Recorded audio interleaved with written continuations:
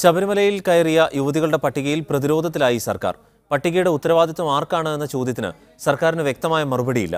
സുപ്രീംകോടതിയിൽ ചോദ്യം ഉയരുകയാണ് എങ്കിൽ മറുപടി നൽകാനായി തയ്യാറാക്കിയതാണ് എന്ന നിലപാടിലാണ് പോലീസ്. പട്ടിക പരിശോധിക്കാനും DGP നിർദ്ദേശം നൽകിയിട്ടുണ്ട്. ശബരിമലയിൽ 51 യുവതികൾ കയറിയെന്ന വിവരം സുപ്രീംകോടതി മുന്നിൽ അഭിഭാഷകൻ ഹാജരാക്കിയതോടെയാണ് പട്ടിക സംബന്ധിച്ച വിവാദങ്ങളും തുടങ്ങിയത്. പട്ടികയിൽ 50 വയസ്സിന് മുകളിലുള്ള സ്ത്രീകളും പുരുഷന്മാരും ഉൾപ്പെടുന്ന വാർത്ത വന്നതോടെ സർക്കാർ പ്രതിരോധത്തിലായി. പട്ടികയെ ആദ്യം സ്ഥിരീകരിച്ച ദേവസ്വം മന്ത്രി കടകംപള്ളി സുരേന്ദ്രൻ ഇന്ന് മലക്കം മറിഞ്ഞു. ദേവസ്വം ബോർഡിന് ഉത്തരവാദിത്തമില്ലെന്ന നിലപാട് ദേവസ്വം ബോർഡ് പ്രസിഡന്റും എടുത്തു. സർക്കാരിന്റെ കയ്യിലുള്ള രേഖയുടെ അടിസ്ഥാനത്തിലാണ് പട്ടികയെന്ന് മന്ത്രി EP ജയരാജൻ പറയുമ്പോഴും ഏത് വകുപ്പാണ് തയ്യാറാക്കിയെന്ന ചോദ്യം ബാക്കി നിൽക്കുന്നു. സുപ്രീം കോടതിയിൽ ചോദ്യങ്ങൾ ഉയരുമ്പോൾ നൽകാനുള്ള വിവരം എന്ന നിലയ്ക്കാണ് അത്തരമൊരു പട്ടിക എത്തിച്ചതെന്നാണ് പോലീസ് നൽകുന്ന വിശദീകരണം. പട്ടികയിൽ പൊരുത്തക്കേടുകളെന്ന റിപ്പോർട്ടുകൾ വന്നതോടെ പട്ടിക പരിശോധിക്കാൻ DGP നിർദ്ദേശം നൽകി.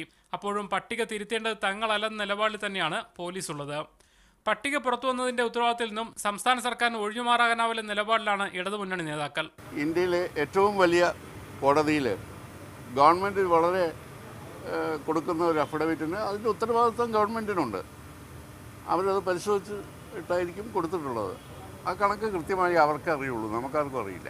സർക്കാർ നടപടി അപമാനകരമാണെന്ന വിമർശനം പ്രതിപക്ഷം ഉന്നയിച്ചു കഴിഞ്ഞു. സുപ്രീം കോടതിയിൽ പോലീസ് ഒരു കള്ളക്കണക്ക് കൊടുത്തു എന്ന് പറഞ്ഞാൽ അതിനേക്കാൾ വലിയ അപമാനകരമായ മറ്റൊരു കാര്യമുണ്ടാകില്ല. മീഡിയ 1 തിരുവനന്തപുരം.